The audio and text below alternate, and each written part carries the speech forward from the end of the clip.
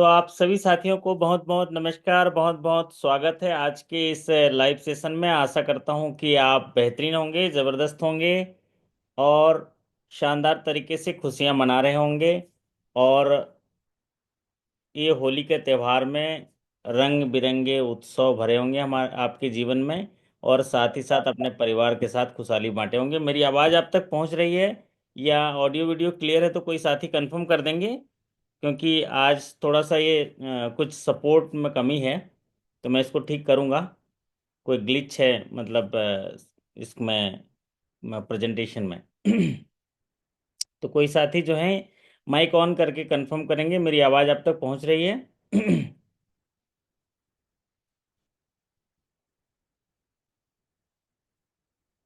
कोई भी साथी,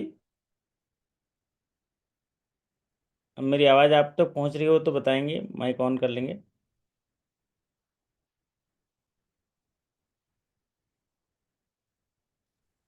ओके। Audible sir. हाँ जी, हाँ जी। दिवाकर जी, आवाज़ पहुंच रही है बढ़िया तरीके से? जी जी। जी सर। चलिए, बढ़िया है। तो आज सीआरजीबी जो बैंक है, छत्तीसगढ़ राज्य ग्रामीण बैंक, उनका एग्जामिनेशन हुआ। और छत्तीसगढ़ राज्य ग्रामीण बैंक का जो एग्जामिनेशन हुआ, ये आज हम चर्चा करेंगे। क्लरिकल टू ऑफिसर्स में जो प्रमोशन एग्ज़ाम हुए थे उन पर काफ़ी साथियों के मैसेज आए हैं। और उन लोग जो तैयारी किए थे और जो भी चीज़ें उन्होंने तैयार करके गए थे वो सारी चीज़ें आई हैं। आज कुछ क्वेश्चन आज चर्चा करेंगे, कुछ क्वेश्चन कल चर्चा करेंगे। तो हम लोग जो है और देख लेते हैं कोई सीआरजीबी से हमारे साथी जुड़े हैं कि नहीं। कुछ साथी जुड़े होने चाहिए, क्योंकि वो अभी अभी घर गए होंगे, पहुंचे भी होंगे कई लोग, है ना, अपने सेंटर से। तो ये जो रिकॉल क्वेश्चन इसलिए इम्पोर्टेंट होते हैं क्योंकि आपके आने वाले एग्जामिनेशन में एक तो पूरा पूरा हूबहू जो है आपके एग्जामिनेशन में आते हैं। तो इसलिए इम्पोर्टेंट होते हैं, आपको टॉपिक पढ़ने की ज़रूरत नहीं है। दूसरा जो है, आपको एक हिंट देते हैं हमें क्या चीज़ पढ़ना चाहिए।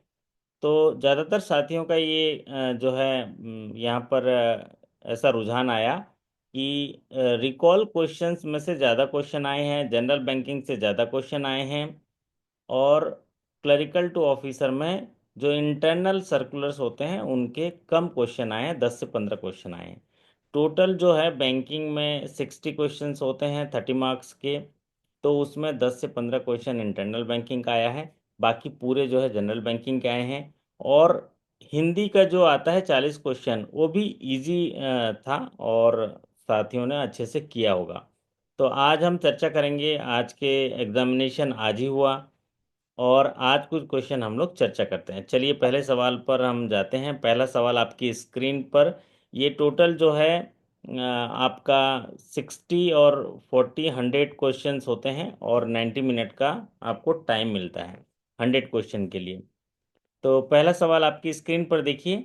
इन case of a failed ATM transaction where your account is debited but you did not receive cash, the Reserve Bank of India mandates banks to reverse the transactions and recredit the account within maximum of how many calendar days from the date of failed transaction। जब भी कोई ग्राहक जो है ATM के पास जाता है और एटीएम से कैश विड्रॉ करने की कोशिश करता है, लेकिन वो फेल्ड हो जाता है, अकाउंट उसका डेबिट हो जाता है, तो ऐसे फेल्ड एटीएम ट्रांजेक्शन्स का आरबीआई जो है बैंकों को कहता है कि ऐसे ट्रांजेक्शन जो हैं उस ट्रांजेक्शन डेट से कितने दिनों के अंदर वो जो है आपके क्रेडिट हो जाने चाहिए, रिवर्स हो जाने चाहिए। तो हमारे साथी जो हैं अभी उमेश जी हैं, जुड़े हुए हैं उमेश जी।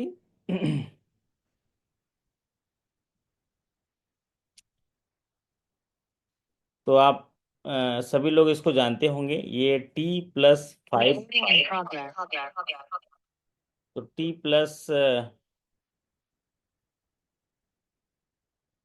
एक सेकेंड।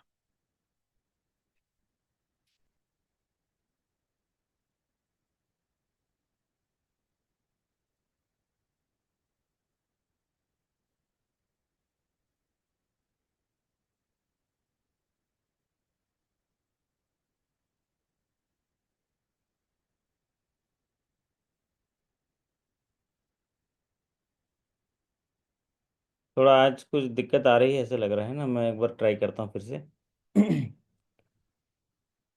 अभी आपको पीपीटी दिख रहा है क्या? कोई साथी बताएंगे? हैं? हेमंत जी, पीपीटी वगैरह दिख रहा है आपको? नहीं दिख रहा है? सर।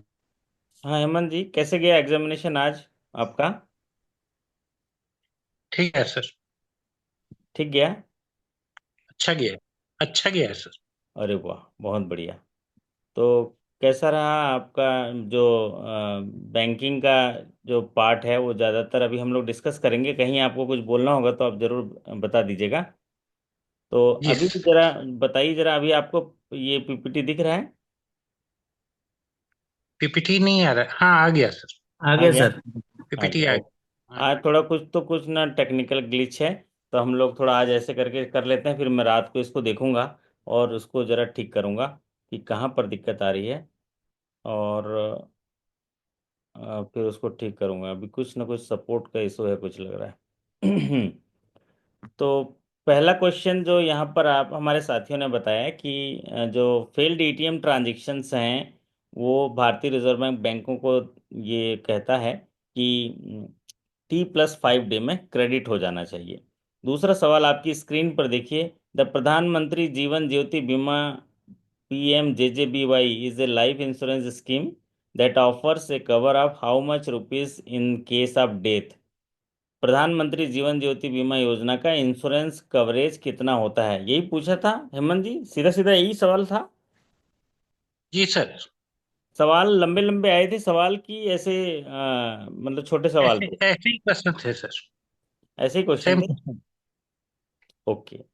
तो इसका क्या आंसर होगा, आप ही बता दीजिए। 2 लाख होगा सर। हाँ, प्रधानमंत्री जीवन ज्योति बीमा योजना का कवरेज 2 लाख है। और एक ये और एक स्कीम है प्रधानमंत्री सुरक्षा बीमा, उसका एक्सीडेंटल डेथ कितना कवरेज होता है उसका भी? सर वो भी 2 लाख। वो भी 2 लाख। लेकिन प्रधानमंत्री जीवन ज्योति बीमा योजना का पूछा था, है ना? सर ये प्रीमियम ही पूछा था सर। कवरेज नहीं पूछा था? कवरेज भी पूछा था, प्रीमियम भी पूछा था। अच्छा, दोनों पूछा था, है ना? What is the full form of CGTMSC? CGTMSC का फुल फॉर्म आया था, CGTMSC जी। क्या है, लिख के बताइए। CGTMSC फुल फॉर्म जो है? Credit guarantee trust for micro and small enterprises. बहुत बढ़िया। Credit guarantee fund trust for micro and small enterprise. Enterprises. अभी आप MSME में देखे होंगे कि MSME के डेफिनेशन में बदलाव हुआ है, साथ ही साथ कवरेज का जो उसका कवरेज अमाउंट में भी बदलाव हुआ है। और CGTMSC जो है, इसका फुल फॉर्म पूछा है credit guarantee fund trust for micro and small enterprises. तो ये फुल फॉर्म पूछा है इसलिए इसलिए क्योंकि अभी CGTMSC में काफ़ी बदलाव किए गए हैं। CGTMSC की एक शुरुआत जो की गई थी मिनिस्ट्री ऑफ MSME के द्वारा की गई थी, और ये मिनिस्ट्री ऑफ MSME और सिडबी के द्वारा ये जो है, ये जॉइंटली ऑपरेटेड है। और इसमें जो क्रेडिट गारंटी प्रोवाइड कराते हैं 75% टू मैक्सिमम 85% तक भी इसमें गारंटी कवरेज प्रोवाइड कराते हैं। अभी जो गारंटी कवरेज 5 करोड़ था, उससे बढ़ाकर 10 करोड़ कर दिया गया है। और जो आपका RRB में जो कवरेज था, वो 50 लाख से 2 करोड़ कर दिया गया है। तो ये जो है CGTMSC में चेंजेस हैं। अगला सवाल आपकी स्क्रीन पर देखिए। In case of agriculture, a loan granted for short duration crop is treated as NPA if the instalment of principal और interest remain overdue for how many crop season? तो यहाँ पर पूछा गया है, एक शॉर्ट टर्म क्रॉप सीजन है, तो शॉर्ट टर्म क्रॉप सीजन में अगर कितने क्रॉप सीजन तक कोई इंस्टॉलमेंट प्रिंसिपल इंटरेस्ट अगर ओवरड्यू रहा, तो वो NPA हो जाएगा। तो शॉर्ट ड्यूरेशन क्रॉप ऐसे क्रॉप्स जो 12 महीने के अंदर पैदावार आ जाते हैं, और लॉन्ग ड्यूरेशन क्रॉप जो 1 साल से ज़्यादा के बाद पैदावार आते हैं, तो उनको लॉन्ग ड्यूरेशन क्रॉप कहते हैं।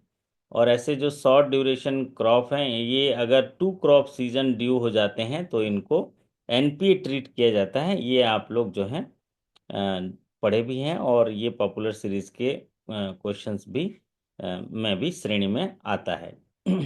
अगला सवाल आपकी स्क्रीन पर देखिए। Under the negotiable instrument act which section addresses the effect of material alteration of A negotiable instrument. ये कैसा है था, थोड़ा हेमंत जी बताइए। ये सवाल सिर्फ सेक्शन पूछा था इसमें। तो इसमें पूछा था कि जो पेई बैंकर है हम्म। उसकी प्रोटेक्शन किस एक्ट से है, अगर मटेरियल अल्टरेशन है तो। अच्छा, तो ऐसा तो पूछा था। अच्छा, सेक्शन प्रोटेक्शन, 89। प्रोटेक्शन वाला पूछा था।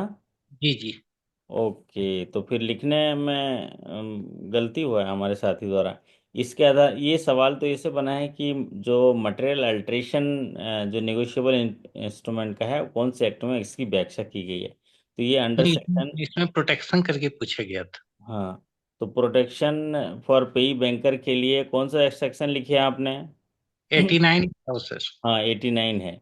89 जो है पेइंग बैंकर के लिए है, वो प्रोटेक्शन में। इन case of material alteration, material alteration है ना। where alteration is not presumed to be altered, हाँ, ऐसा करके मतलब क्वेश्चन था।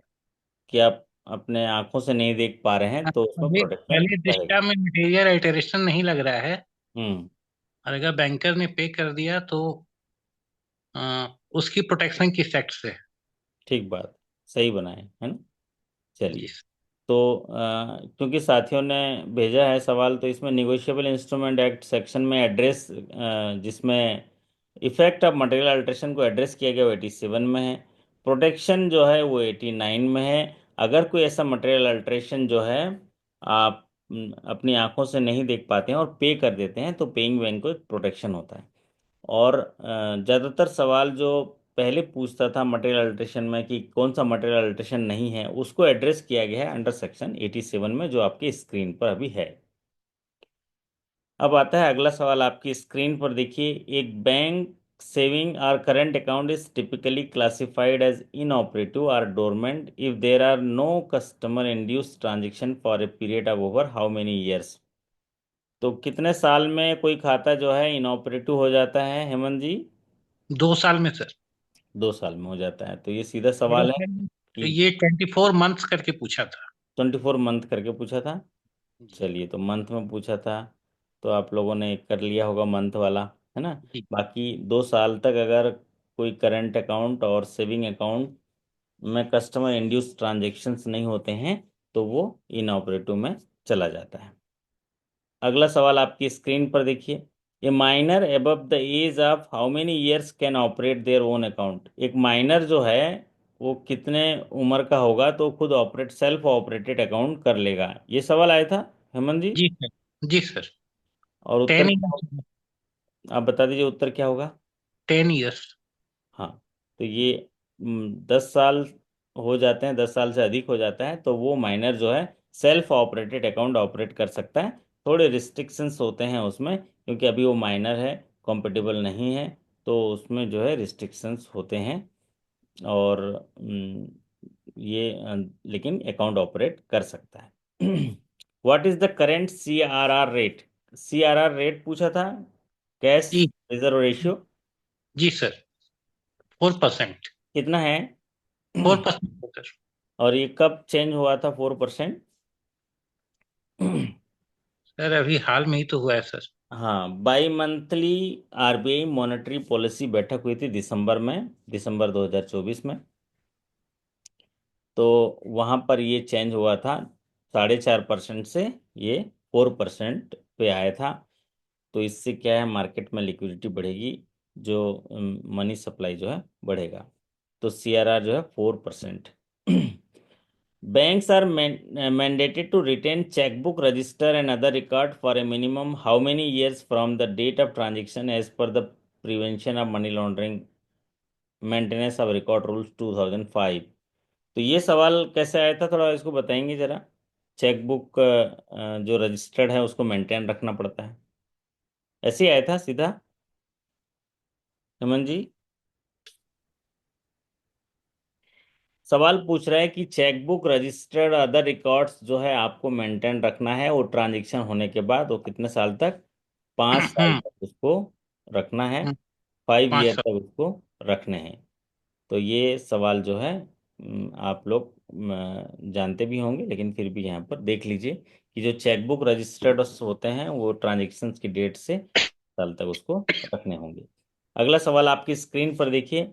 The branch level customer committee में meet at least once in a period to study complaints, suggestion, cases of delay, difficulty face reported by the customer member subcommittee and evolves ways and means of improving customer services. Sir ये question month में आया था, ये month में किस date को बैठक होती है? अच्छा, किस डेट को आए थे? किस डेट को बैठक कर सकते हैं? 15 तारीख? 15th of every month. Okay, बहुत बढ़िया। 15 तारीख को जो है आपको बैठक करनी है। Branch level customer committee service committee की बैठक होती है, और इसको जो है मंथ वाइज होती है। रीजनल ऑफिस में क्वार्टर वाइज होती है, हेड ऑफिस में क्वार्टर वाइज होती है, और ब्रांच लेवल पर मंथली होती है, क्योंकि वो सर ब्रांच। डेट दिया था उसमें कि कौन से डेट को बैठक करते हैं मंथ में। हाँ, तो कौन से डेट को बैठक करते हैं? पंद्रह और वो तारीख को 15 तारीख आंसर था। करते हैं। बहुत बढ़िया, तो 15 तारीख आप जो है आंसर करेंगे। अगला सवाल आपकी स्क्रीन पर देखिए। फॉर किसान credit card, gold card repayment in CRGB bank, the term loan component is typically repayable within how many years? 7 years. Repayment, हाँ जी, 7 इयर्स। 7 ईयर है। जी। ओके, तो यहाँ पर जो है गोल्ड कार्ड, नॉर्मली केसीसी जो है 1 साल में होता है, लेकिन यहाँ पर टर्म लोन है, तो आप लोग 7 ईयर बोल रहे हैं। एक बार इसको चेक कर लीजिएगा, 7 ईयर हो सकता है वैसे, है ना? गोल्ड कार्ड का मैंने सर्कुलर देख के 7 इयर्स और 70 साल दोनों में से जो पहले हो जाए वो है सर। हाँ, तो इसको जो है करेक्ट कर लीजिए। 7 ईयर एंड एज अगर उसका 70 हो जाता है तो जो भी पहले होगा वो रिकवरी होगा गोल्ड कार्ड में ना। तो ये गोल्ड कार्ड में कितने रुपए की मैक्सिमम लिमिट देते हैं आपके यहाँ सीआरजीबी में? ऐसा कुछ है क्या, सीलिंग है उसमें? अच्छा, ठीक है, इसको फीलिंग। देख लीजिएगा एक बार रिपेमेंट पीरियड को। तो ये नया टाइप का एक क्वेश्चन आया है, तो हमारे जो साथी अभी आने वाले एग्जाम्स की तैयारी कर रहे हैं वो किसान क्रेडिट कार्ड में जो गोल्ड कार्ड होगा उनके बैंक का, तो उसका रिपेमेंट शेड्यूल देख लेंगे, क्योंकि ये जो है उनको एग्जामिनेशन में पूछे जाने की संभावना रहेगी। अगला सवाल आपकी स्क्रीन पर देखिए। The maximum amount for a personal loan in Chhattisgarh राज्य ग्रामीण बैंक। पर्सनल लोन कितना मैक्सिमम देते हैं हेमंत जी आपके यहाँ? 25 लाख सर। कितना, 25 लाख? जी सर। ओके, तो ये जो है पर्सनल लोन जो है आपको 25 लाख देते हैं। और स्केल 3 का पावर कितना है? 15 लाख सर। 15 लाख है। तो इसको भी मैं ठीक कर दूंगा। 75 लाख टाइप हो गया यहाँ पर, है ना? तो 75 लाख तो पर्सनल लोन बहुत ज़्यादा हो जाता है, क्योंकि पर्सनल लोन जो है लगभग 24, अपने सैलरी का 24 गुना देते हैं, है ना? अनसेक्योर्ड लोन है सर। हाँ, अनसिक्योर्ड लोन है ना। तो ये 20 लाख पहले देते थे मैक्सिमम, अब आप जैसे आपके यहाँ 25 लाख हो गया है अभी। जी। हमने वो जो इंटरनल सेशंस है उसमें डिस्कशन भी किए थे इसके बारे में ना। तो जी। ये 25 लाख इसका आंसर है। द एनुअल प्रीमियम फॉर प्रधानमंत्री जीवन ज्योति बीमा योजना, ये प्रधानमंत्री जीवन ज्योति बीमा योजना का एनुअल प्रीमियम पूछा गया कितना है? तो ये क्वार्टरली उस पूछा था कि साल भर का पूछा था? साल भर का पूछा था। साल भर का पूछा था। इसमें ऑप्शन नहीं थी अपनी, 436 की हाँ। ऑप्शन नहीं थी। हाँ। उसमें पूछा गया था कि इसमें कौन सा नहीं है। तो इस बार अच्छा, से 5 ऑप्शन था, एक ऑप्शन ये भी था कि इनमें से कोई नहीं। तो 436 था ही नहीं उसमें? नहीं नहीं, उसमें था ही नहीं। तो इनमें से कोई नहीं में टिक लगा के आ गए। जी। बहुत बढ़िया। और क्या क्या ऑप्शन था? सर 440 था, हाँ। 330। 220 थे सर, 110, 440 और नॉन हाँ। ऑफ दीज, और 330 तो भी थे। तो कई लोग तो 440 लगा के आ गए हैं, जो कैसे करें? वो बोलता है none of round round figure कर दिए सर, वो चिल्ड्रन नहीं गलत है सर। चिल्लर नन ऑफ दीज था सर उसका। चिल्ड्रन नन नहीं ऑफ था और उसके नजदीक था करके टिक लगा के आ गए। कैसे होगा? सही होगा गलत होगा उनका? गलत हो गया सर। गलत इस होगा। गलत हो जाएगा, नॉन ऑफ था क्योंकि। जो जो 440 लगा के आ गए वो गलत हो गया। ठीक है, चलिए। अगला सवाल आपकी स्क्रीन पर देखिए। यहाँ पर तो आप नन ऑफ दिस कर दिए। ये दो दो बार ऐसा हो चुका है अभी, है ना, प्रीमियम का। इसके पहले भी किसी बैंक में हमने रिकॉल क्वेश्चन में डिस्कस किया था, तो वहाँ भी मैं। यूबीजी में आया था सर वो। हाँ। अगला सवाल आपकी स्क्रीन पर देखिए, what is the maximum joining age for APY subscription. ये क्या पूछा था, मैक्सिमम ज्वाइनिंग एज पूछा था, क्या पूछा था? जी जी, मैक्सिमम ज्वाइनिंग एज पूछा था 40 ईयर्स। 40 ईयर्स। तो ये तो सीधा सवाल पूछ लिया। इसमें ये जितने सारे लिखे हुए हैं सबके सिग्निफिकेंट हैं। जैसे 18 साल मतलब जो है इनिशियल ज्वाइनिंग टाइम 18 साल होगा, और मैक्सिमम जो साल होगा 40 होगा, और मिनिमम सब्सक्रिप्शन जो है 20 साल होता है, मतलब 40 साल में करेगा तो 20 साल उसको पे करना है, और 60 साल के बाद उसको पेंशन मिलता है। तो ये पूछा था ज्वाइनिंग एज, तो इसलिए 40 ईयर्स होगा। अगला सवाल आपकी स्क्रीन पर देखिए, if a cheque of how much rupees are more is dishonour for financial reason more than 3 time in a financial year, the bank में discontinue the chequebook facility for that customer. अगर एक customer का एक साल में 3 से ज़्यादा बार check dishonour हो जाता है, कितने रुपए से ज़्यादा, तो उसको चेकबुक फैसिलिटी नहीं देंगे। ये क्या है हेमंत जी, क्या लिख के आए? सर ये 50,000 होगा सर, मगर मेरे से गलती हो गई। कितना लिख दिए? 50,000 सर 50,000 को टिक किया था पहले सर, फिर रिव्यू किया तो उसको कट करके 10,000 कर दिया। ओ, तो ऐसे में तो किसी को चेकबुक फैसिलिटी नहीं दे पाओगे ना, कई लोग का वो हो रहा होगा जी, ना। हम्म। ये गलती हो गई हमसे। नहीं, वो 50,000 ही करेक्ट था सर उसका आंसर। 50,000 हाँ, ही होगा सर। 50,000 करेक्ट। क्वालिटी में आप है। अच्छा, अभी स्क्रीन वगैरह दिख रहा है आपको? जी सर। अभी स्क्रीन आप लोगों को दिख रहा है क्या? मुझे थोड़ा इसमें दिक्कत हो रही है, स्क्रीन आपको जी दिख रहा है? दिख रही है सर। और मैं भी दिख रहा हूँ आपको कॉर्नर में? जी सर।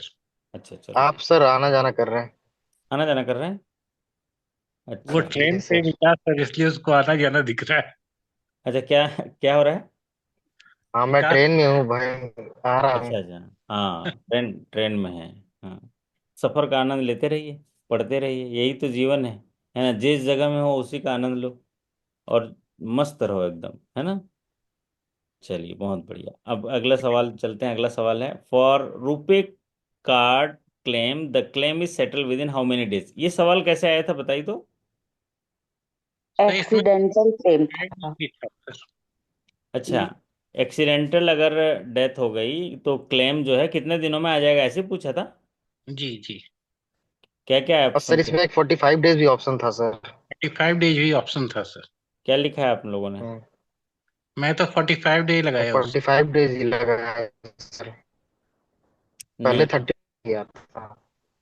अच्छा, तो यहाँ तो 30 डेज ही है। ठीक है, देखो इसमें अभी ना थोड़ा सा रूल बदला है।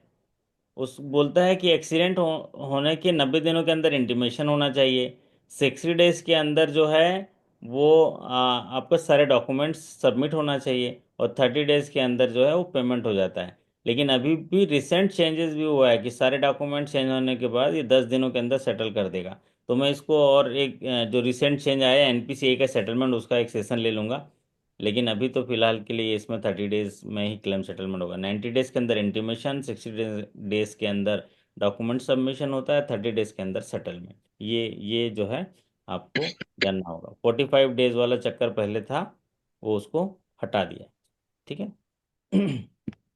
अगला सवाल आपकी स्क्रीन पर देखिए, SHG members in remote areas is difficult to pinpoint. एसएचजीज are typically composed of how many members, often women, and और एक की कंपोनेंट ऑफ दीन दयाल अंत्योदय योजना, national rural livelihood mission. Day NRLM के तहत जो एसएचजी बनाए जाते हैं उनमें कितने सदस्य होते हैं? रिमोट रूरल एरिया में हम लोग ग्रुप बनाते हैं ना, तो उनमें मेंबर्स कितने होते हैं? ये आया था सवाल, ये आप लोग बताइए जरा, सवाल कैसा आया था? हाँ सर, एसएचजी मेंबर पूछा था, नंबर ऑफ मेंबर्स मिनिमम कितने होंगे। कितने होने ट्राइबल एरिया में चाहिए? मेनली, और जो हिली एरियाज होते हैं 5 मेंबर लगाए मिनिमम। हूँ सर।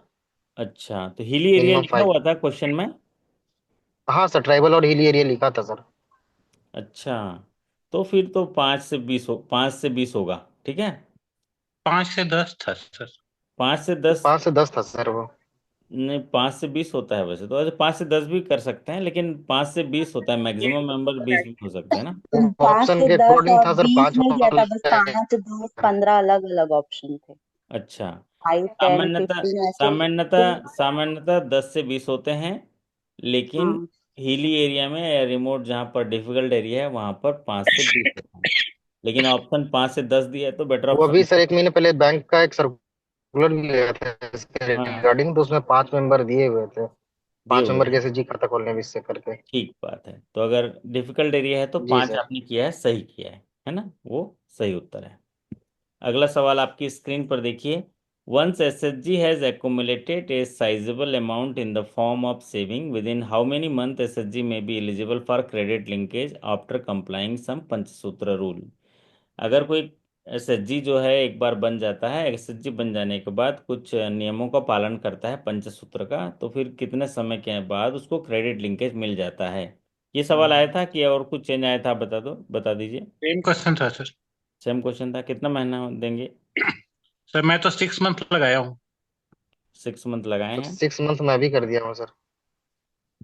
तो हम भी 6 मंथ कर देते हैं जब, है ना, बहुमत की सरकार बन जाएगी फिर, है ना। तो ये है सर आपका सर, सिक्स मैं मंथ मैं अभी एक पढ़ रहा था सर, हाँ। ट्रेन में आते आते, तो उसमें लिखा था कि अगर कोई इनऑपरेटिव अकाउंट हो जाता है हम्म। तो 3 मंथ अगर वो फिर से सही करता है तो उसको लिंकेज मिल जाता है। ठीक है। वो डिफंक्ट बोलते हैं, डिफंक्ट। कोई डिफंक्शनड एसएचजी है ना, मान लीजिए कोई एसएचजी डिफंक्शन हो गया, मतलब वो भी बैठक भी नहीं कर रहा है, सेविंग भी नहीं कर रहा है, तो उसको डिफंक हो गया बोलते हैं। तो अगर ऐसे एसएचजी डिफंक हो गया तो फिर लगातार 3 महीने तक फिर वो अगर पंचसूत्र का पालन करता है तो वो एलिजिबल होगा। लेकिन क्या मगर सवाल सवाल डिफंक्ट एसएचजी के लिए किया गया था तो 3 मंथ आंसर होगा। क्या सवाल सामान्य एसएचजी के लिए किया गया था तो 6 मंथ होगा। क्योंकि ठीक। एसएचजी बनता है 3 महीने के तक, वो अगर पंचसूत्र का पालन करता है, regular meeting, regular saving, regular lending, regular recovery, regular account, ये पंचसूत्र का पालन करता है, तो क्या होता है, उसको एक रिवॉल्विंग फंड मिलता है 3 महीने बाद। और अगर लगातार 6 महीने तक करता है तो क्रेडिट लिंकेज होता है। लेकिन सवाल डिफंक्शनल जो एसएचजी है उनके लिए आया है तो 3 मंथ्स होगा, नहीं, अदरवाइज वो सामान्य है तो ऐसा 6 मंथ। क्वेश्चन यही आया था, मैंने 6 मंथ लगाया है। बहुत बढ़िया, सिक्स सेम मंथ सही क्वेश्चन। है, सही उत्तर है। द प्रधानमंत्री मुद्रा योजना ऑफर्स 4 टाइप ऑफ लोन, शिशु, ब्लैंक्स, तरुण, तरुण प्लस। ये कौन सा लोन जो है सर इसका प्रधानमंत्री किशोर मुद्रा आंसर था योजना सर, में? किशोर। हाँ, क्या होता है वो, किशोर। ऐसे ही आया था सवाल, ऐसे ही आया था। जी जी जी। हाँ सर, एकदम सीधा सवाल था ये। सीधा सवाल। तो अभी तो 4 आ गए हैं, शिशु, किशोर, तरुण, तरुण प्लस, है ना। तो इसमें से एक जो है, क्या कमी रह गई वो बोला होगा। और एक में ऑप्शन दिया होगा, बालक वालक कुछ लिख के देता है ना। What is the maximum loan for roof top solar up to 3 kilowatt? 3 kilowatt तक जो है सोलर एनर्जी, जो सोलर रहता है पावर किलोवाट का, तो उसके लिए कितना मैक्सिमम लोन देंगे, ये क्या लिखा आपने, क्या आया था? सर वो मोर देन वाट था हाँ, सर मोर क्वेश्चन देन में। 3 लाख एबव था। Sir three more than kilo 3 kilowatt आया था और 6 लाख आंसर था उसका। अच्छा, मोर देन 3 किलोवाट का था सवाल। मोर देन जी। 3 किलोवाट था सर, तो फिर हाँ। तो फिर 6 लैक्स होगा। और अगर हम्म। अप टू 3 किलोवाट होगा तो फिर 2 लाख। ऑप्शन में 6 लाख था सर। हाँ, नहीं लेकिन सवाल मोर देन 3 किलोवाट का था कि अप टू थ्री सवाल किलो सर एबव 3 लाख था सर, मैं लिखा हूँ, लिख के लाया हूँ। एबव 3 लाख था। एबव 3 लैक्स की 3 किलोवाट एबव 3 किलो वाट ही था सर। नहीं सर, एबव 3 लाख था। है। Above above above 3 kilo watt. 3 kilowatt, above 3 kilowatt था सर। ठीक बात। एबव 3 किलोवाट होगा तो उसका आंसर होगा सही, 6 लाख। उसका आंसर होगा 6 लाख, ठीक है। और अगर बिलो 3 किलोवाट तक होगा तो उसका आंसर होगा 2 लैक्स। तो आप लोग बोल रहे हैं 3 किलोवाट का सवाल आया था तो आपका आंसर होगा 6 लैक्स। अगला सवाल आपके देखिए। Under which section of negotiable instrument act a banker is protected if they pay a cheque that appears to be materially altered but isn't, or if a check presented for payment does not appear crossed or to have had a crossing obliterated, provided the payment is made according to the apparent tenor and due course। अगर कोई check present होता है और वो material alteration Altered रहता है, लेकिन जब ऐसे आपके सामने में प्रेजेंट होता है तो आप देखकर ये नहीं कह सकते कि ये मटेरियल अल्ट्रेशन किया गया है और पेमेंट कर देते हैं, तो इसमें बैंकर को प्रोटेक्शन मिलता है, जिसका हम सेक्शन डिस्कशन कर 89। चुके हैं। वो है सेक्शन 89 में, सेक्शन 89 में इसकी व्याख्या की गई है। फॉर किसान credit card loans collateral security is required for amount exceeding how much rupees. Collateral security की जरूरत पड़ती है एग्रीकल्चर लोन में कितने रुपए तक? 1 लाख, 1,60,000, 2 लाख, 3 लाख? 2 लाख से 2 लाख। ऊपर। 2 लाख, 2 लाख से ऊपर। 2 लाख से ऊपर में कोलेटरल सिक्योरिटी लगेगा। ठीक है। यहाँ पर ये पहले 1,60,000 था, उसके लिए सवाल पूछता था, आप 2 लाख के बारे में सवाल पूछ रहे हैं, तो ये हमेशा रहेगा। The minimum loan amount for which the SARFAESI act can be invoked is 1 lakh था सर इसका answer. 1 lakh sir, more than 1 lakh. 1 lakh. Okay. तो सरफेसी एक्शन अगर स्टार्ट करना चाह रहे हैं तो आउटस्टैंडिंग अमाउंट जो एनपीए का है, कोलेटरल सिक्योरिटी जिसमें लगा है, उसमें 1 लाख से ऊपर मिनिमम अमाउंट होना चाहिए, तब सरफेसी इनिशिएट कर सकते हैं। Under Securitization and Reconstruction of Financial Assets and Enforcement of Security Interest Act 2002, जिसे सरफेसी एक्ट कहते हैं, a secured creditor must provide a minimum how many days notice to the borrower before selling or transferring secured property, allowing the borrower an opportunity to repay their dues। तो यहाँ पर क्या लिखे आपने हेमंत जी? Sir ये मेरा गलत हो गया सर, मैं 15 डेज डाल दिया, 30 डेज होना चाहिए। हाँ, बात तो सही है, 30 डेज। तो ये इसमें जितने सारे डेज लिखे हैं ना, ये सारे डेज हैं। 7 डेज जो होता है सरफेसी में, कि जैसे ही प्रॉपर्टी आप कोई पोजीशन ले लिए तो 7 दिनों के अंदर आपको न्यूज़पेपर में डालना होता है। 15 दिन वाला जो है, कि अगर आप डिमांड नोटिस दिए हो, जिसको 13(2) बोलते हैं, अगर बोरोवर ऑब्जेक्शन करता है तो उसका जवाब 15 दिन में देना चाहिए। 30 दिन जो है, मतलब अगर प्रॉपर्टी को आप सेल कर रहे हैं तो सेल करने से पहले 30 दिन का नोटिस को देना चाहिए उस बोरोवर को, कि ग्राहक महोदय, उधारकर्ता जी, हम आपकी प्रॉपर्टी को बेचने जा रहे हैं। 30 दिनों का आपके अंदर समय है, फिर से एक बार आपको मौका दे रहे हैं। एक बार पैसा है तो आप पटा दीजिए, नहीं तो हम इसको बेच देंगे। 45 दिन का ये जो है, कि अगर कोई पोजीशन या सरफेसी एक्शन से अगर वो दिक्कत है बॉरोवर को, तो 45 दिनों के अंदर वो डीआरटी में जा सकता है। और 60 डेज का जो है यहाँ पर 13(2) नोटिस है, जिसको डिमांड नोटिस बोलते हैं। जैसा कि आप 1 लाख से ऊपर का ओवरड्यू है, या उसने 80% से कम पे किया है, तो हम उसको क्या करेंगे, सरफेसी में नोटिस देंगे 60 डेज का। 60 डेज का नोटिस देंगे, जिसको डिमांड नोटिस। हम मांगेंगे कि हमारा पैसा लौटा दीजिए, ओवरड्यू लौटा दीजिए, नहीं तो हम आपकी प्रॉपर्टी पे कब्जा कर लेंगे। तो ये नोटिस जो है 60 डेज का है। तो ये सारी चीज़ें इसके लिए डेज वाइज आप। ये वाला सर मैं गलत कर दिया हूँ, क्वेश्चन ठीक से पढ़ नहीं क्या पा रहे कह रहे हैं। हाँ, ऐसे होता है, एक आध दो क्वेश्चन पढ़ने में। तो आप किस में मतलब देख रहे थे, हिंदी इंग्लिश सर मैं दोनों? 60 डेज लगा दिया हूँ। 60 डेज लगा दिए। तो हाँ। 60 डेज जो है, 13(2) डिमांड नोटिस है वो। शुरुआत जो है वो 60 डेज हाँ होता सर वही मैं पढ़ने में थोड़ा है। कंफ्यूजन हो गया हाँ। तो जल्दी जल्दी में और लगा दिया। और ये जो सवाल आया था वो सेल करने से पहले का आया था, तो 30 डेज होगा। जी सर। चलिए, अगला सवाल आपकी स्क्रीन पर देखिए। Civil score above how much is generally considered good? ऐसा आया था सवाल, कि कुछ दूसरा आया था? सर रेंज दिया था। सही में दिया था? क्या था, क्या आंसर था इसका? रेंज में दिया था। रेंज में दिया था? जी। तो रेंज सिक्स में तो 749। हाँ, मतलब क्या क्या रेंज में से, लगभग 650 से लेके 750 भी था। 750 तक 650 गुड माना जाता है ना? और 700 छः से 750। हाँ, 650 लिखा था ना, कि 649 था? 650 649। है सर, 749 था सर। हाँ, हाँ। वैसे ही रहता है वो रेंज जो है गुड कैटेगरी में। हाँ, गुड कैटेगरी में आता है ना? ओके। और अच्छा, और बाकी आप लोग बताइए कि आप लोगों का हिंदी का कैसे बना, हिंदी का? हिंदी का पेपर बहुत इजी था सर। हिंदी का पेपर इजी था? हाँ मैं बहुत तो इजी था इजी सर। सुना। उसमें आराम से 20 में 17 18 आराम से आएगा। ओके। इंग्लिश भी इजी था बहुत। क्या क्या और आया इंग्लिश का ही था, पेपर बता इजी दीजिए, था। क्या क्या आया था हिंदी में? सर स्टोरी बेस्ड था, पैसेज था। और हम्म। फिलर भी जो था वो स्टोरी बेस्ड था। अच्छा, बाकी नॉर्मल दो मतलब तीन पर्यायवाची थे और नहीं, वही जैसे जैसे स्पेलिंग 40 करेक्शन। क्वेश्चन आए थे हिंदी में ना, हिंदी में 40 जी क्वेश्चन, सर। तो आप बताइए, जी 10 सर। क्वेश्चन का तो पैसेज होगा।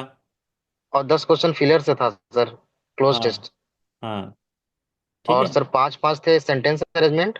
हम्म 5 थे वो सेंटेंस स्पेलिंग करेक्शन, हम्म। और 5 ग्रामेटिकल एरर वाले थे।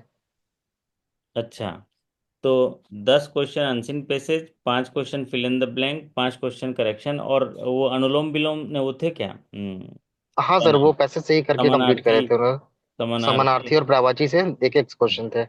अच्छा, और क्या था उसमें? वो ये नॉर्मल ही था सर, सब स्टोरी बेस्ड ही आया था। सब स्टोरी बेस्ड था। जी सर। ओके। तो और एक चीज बता दीजिए, जो आपका बैंक इंटरनल से कितने सवाल आए थे? पर्सनल इंटरनल लोन तो से पर्सनल करीब 12-13 सवाल थे सर इंटरनल से। 12-13 सवाल थे। बाकी ज्यादा बैंकिंग ही पूछा गया था इस बार। तो अभी 25 सवाल हम डिस्कस किए हैं, बाकी सवाल और भेज दीजिए, क्योंकि जी दो जी सर, ही मेरे पास साथी। कुछ लिखा हुआ है सर, मैं सुबह पहुंच के मैं भेज दूंगा सर हाँ, आपको। क्योंकि दो ही अभी साथियों ट्रेन ने में हूँ। भेजा है, तो ये 25 सवाल जी ही जी सर, नहीं मैं आता सुबह है। भेज दूंगा सर। तो कल क्या है, 35 सवाल और कर लेंगे तो सारे सवाल याद आ जाएंगे, है ना? जी सर सर। उसमें इतना नॉन फंड बेस्ड वाला क्वेश्चन था, हम्म। तो उसमें को उसमें एक्सेप्टेंस वर्किंग कैसे? कैपिटल था आंसर। नहीं, उसमें को एक्सेप्टेंस था, वर्किंग कैपिटल था, तो working capital non fund based थोड़ी होती है सर। वो नॉन फंड बेस नहीं होता है वर्किंग कैपिटल। वही को तो को एक्सेप्टेंस तो सर एक्सेप्टेंस एक क्या होता है टर्म सर? लोन भी था उसमें। हम्म। टर्म को लोन भी था। एक्सेप्टेंस होगा सर। टर्म लोन तो फंड बेस होता है। वर्किंग हाँ, तो कैपिटल उसका फंड बेस एक्सेप्ट होता है। सिर्फ उसका सिर्फ वो क्या होगा नॉन को फंड बेस्ड? एक्सेप्टेंस तो नन फंड होता है ना सर। हाँ, को एक्सेप्टेंस नॉन हाँ। फंड होता है। को एक्सेप्टेंस क्या होता है? कोई व्यक्ति जो आपका ग्राहक है, वो व्यापार करना चाहता है किसी दूसरे देश के साथ या किसी बाहरी व्यक्ति के साथ, तो उसके टर्म्स एंड कंडीशन को हम भी एक्सेप्ट करते हैं, हम भी को एक्सेप्टेंस करते हैं कि भाई इस टर्म्स एंड कंडीशन पर आप व्यापार करिए। व्यापार करने के बाद मैं बैंक में सीआरजीबी, अगर मेरा ग्राहक आपको पैसा नहीं देगा तो मैं पैसा दूंगा, मतलब आप वायदा तो कर रहे हो, आप गारंटी ले रहे हो उसका, उसकी को एक्सेप्टेंस कर रहे हो उसके टर्म्स एंड कंडीशन का, कि मैं दुबई से माल भेजूंगा छत्तीसगढ़, छत्तीसगढ़ में हेमंत चौबे जी के पास मैं माल भेजूंगा, और इन इन शर्तों पर जैसे माल पहुंच जाएगा उनके रायपुर एयरपोर्ट पे या उनके गोडाउन में, तो हेमंत चौबे मुझे पैसा दे देंगे। तो उस इसको इस टर्म्स एंड कंडीशन को हम को एक्सेप्टेंस करेंगे। ठीक है, मैं भी सहमत हूं, अगर वो हेमंत नहीं देंगे तो मैं बैंक सीआरजीबी दे देगा। तो इसको बोलते हैं नॉन फंड बेस को एक्सेप्टेंस। ठीक है, समझ है? क्लियर आ गया? और चलिए। सर एक कलेक्टिंग कलेक्टिंग उससे था, कलेक्टिंग सेक्शन वाला है ना जो नेगोशिएबल इंस्ट्रूमेंट का, हाँ हाँ। कलेक्टिंग बैंक को जो मिलता है, एक उससे रिलेटेड था, क्या मिलता प्रोटेक्शन। है? अच्छा, पहले उसमें पहले पैसे। 131 था आंसर। वन वाला कलेक्टिंग बैंक वाला। प्रोटेक्शन 131 है कलेक्टिंग बैंक को, हाँ। और जी पेइंग सर। हाँ। बैंक, पेइंग बैंक को मटेरियल लिटरेशन में जो प्रोटेक्शन मिलता है उसको 89 बोलता है। सर एक हाँ, नहीं और था, वो पेइंग बैंक को बिना मटेरियल अल्टरेशन का था सर, वो 85 था वो वो कलेक्टिंग सेकंड बैंकर्स का था एक क्वेश्चन, एक paying none of bank. This banker वाला वाले था। में था 131 अच्छा, वाला। तो एक पेइंग आप बैंकर का सेक्शन 85 था सर उसमें। अच्छा, तो कलेक्टिंग बैंकर को तो 131 होता है। 131 होता है। करंट रेशियो को लेकर के एक क्वेश्चन था। वो करेंट रेशियो ना 89 है। हाँ। इंडिकेट्स क्या हाँ करता सर, है। हाँ करंट, हाँ क्या करता है वो शायद ये जो करंट वर्किंग कैपेसिटी है, इस टाइप से कुछ था उसका पता नहीं। वो प्रॉफिटेबिलिटी प्रॉफिट मोबिलिटी करके हाँ। कुछ था, उसका आंसर और सी सर नंबर था, मुझे याद है। तो समय पार्टनरशिप की लाइबिलिटी प्रॉफिटेबिलिटी पे था, कि था। पार्टनर्स की लाइबिलिटी किस पे डिपेंड करती है, कि उनके प्रॉफिट पे या कंट्रीब्यूशन पे, और हम्म दो तीन और ऑप्शन थे उस पे। तो आप लोग क्या करिए, वो क्वेश्चन जो जो याद आ रहा है ना मुझे भेज दीजिएगा, भले जैसे टूटी फूटी भाषा में भेज दीजिए, तो हम लोग जो है बस उसको सर तैयार ये कर। वाला बताइए ना, पार्टनरशिप की लाइबिलिटी वाला, वो मैं बहुत खोजी, मेरे को मिला नहीं कहीं। पार्टनरशिप की कौन लायबिलिटी में क्या होता है, वो सेवरल एंड जॉइंटली होता है, लेकिन आपका सवाल क्या था वो बताइए। वो किस पे डिपेंड करती है कि कितनी लाइबिलिटी होगी, कि उसकी कंट्रीब्यूशन पे, कि उतना उसने जितना कंट्रीब्यूट किया है वो फर्म पे, मैं तो उसमें या कैपिटल फिर वाला ही उसको। मारा था कि जिसका इसका कैपिटल हो वो हम्म हाँ, उसी रेशियो में उसकी कैपिटल लाइबिलिटी डिसाइड कंट्रीब्यूशन की या जाएगी। Profit contribution. हाँ। अनलिमिटेड अनलिमिटेड अनलिमिटेड था तो अनलिमिटेड होगा ना, वहाँ पर अनलिमिटेड था। अनलिमिटेड था सर। अनलिमिटेड ही सही होगा उसका, पार्टनर की लायबिलिटी अच्छा अनलिमिटेड अच्छा। होती है। पार्टनर की लायबिलिटी अनलिमिटेड होती है, जॉइंटली होती है, सेवरल होती है। तो वो अनलिमिटेड ही सही अच्छा, होगा। ठीक है। ठीक है। हाँ। और एक ठीक। सीसी से लिमिट से रिलेटेड था, अभी इस- तो क्वेश्चन याद आ रहे हैं सारे। अच्छा, अभी याद आ रहा है तो आप लोग भेज दीजिए याद आके, है ना, याद आएगा तो भेज दीजिएगा। तो हाँ। इस बार क्या है कि होली के त्यौहार के समय आप लोग का एग्जामिनेशन हो गया, जी तो सर। है ना, मतलब और वो भी बहुत कम समय दिया, मेरे ख्याल से 10 दिन, 10-15 दिन एक पहले हफ्ता ही 10 दिन मिला था सर। है। 10 दिन मिला था करीब। 10 दिन मिला था पहले इसलिए। तो ये था कि अप्रैल में ही होगा और डायरेक्ट फिर मार्च में ही करवा दिए कुछ, हाँ, मतलब ऐसे था ही नहीं कि अभी एग्जाम होगा। इतनी जल्दी और एग्जामिनेशन। ओवरऑल एग्जाम सर ठीक ही रहा इस बार का। हम्म। पेपर हाँ। इजी था, जो पढ़ा था। पॉपुलर सीरीज के सवाल ज्यादा आए थे, हम्म। जितना रोज करते थे हम लोग आपके साथ। हाँ, वो पॉपुलर सीरीज के सवाल आ गए, है ना। हाँ जी सर, इसलिए एग्जाम थोड़ा ठीक ठाक हो गया।